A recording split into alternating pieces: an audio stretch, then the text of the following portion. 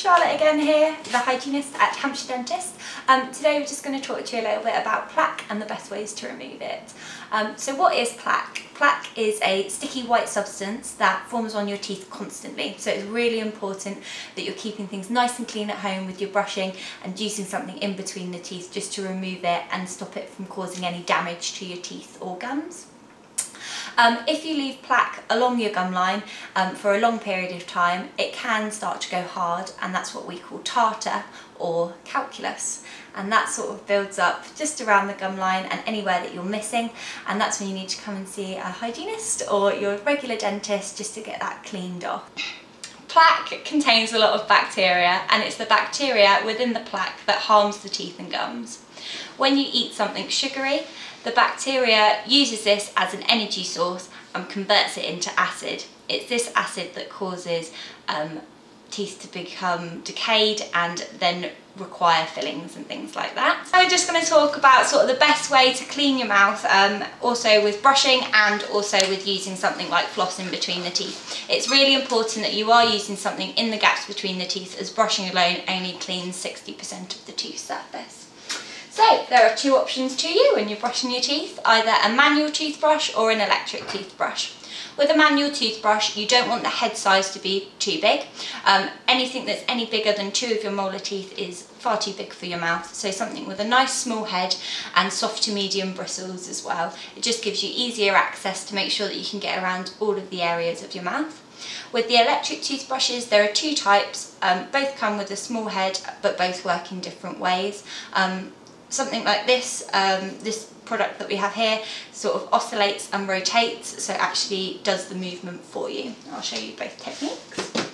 So, this is our lovely little mouth. So we want to make sure, obviously, when we're brushing, that we're getting sort of right down to the margin as to where the tooth and gum meets, and effectively cleaning the whole of the tooth surface. With the bristles of your brush, you want to aim the bristles at a 45-degree angle, so slightly downwards towards the gum. You then want to use small circular motions just to remove the plaque effectively from around that area, and then to flick upwards just to clean around that area and remove any plaque away from the gum and remove it away.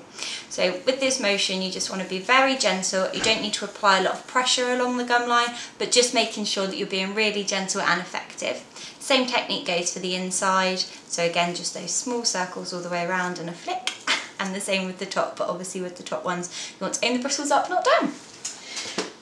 With an electric toothbrush, the bristles are doing all the hard work for you, so you can be nice and lazy.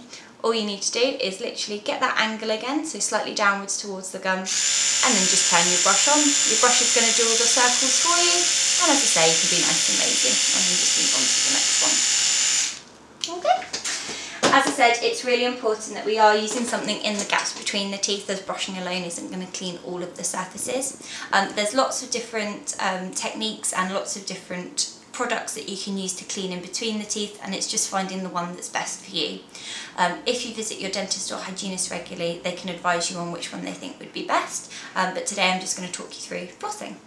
So first of all, when you're picking the right floss for you, obviously there are different types, and it's just finding the one that works best for you. There are thinner ones such as tape, which is really good if you've got really tight gaps between your teeth, or more of a ribboned floss may be appropriate if you've got slightly larger gaps. With the floss, what you want to first of all do is wrap it around your middle fingers on both hands, and then hold it with your thumb and your forefinger just to manoeuvre it around with. It just keeps it nice and stable and allows you to go around and effectively and prevents hurting yourself as well. So with the floss, what you want to do is first of all find the gap between the teeth and very gently just move the floss forward and backwards down between the gap.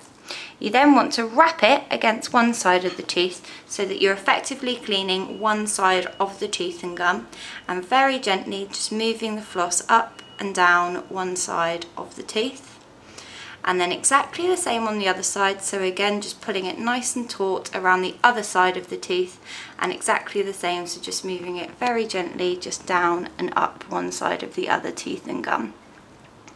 Now when you start to use floss for the first time, you may find that your gums bleed a little bit to start with. Don't be put off by that, it's just because the bacteria is caught around the gums, so removing it effectively every day, the bleeding should reduce.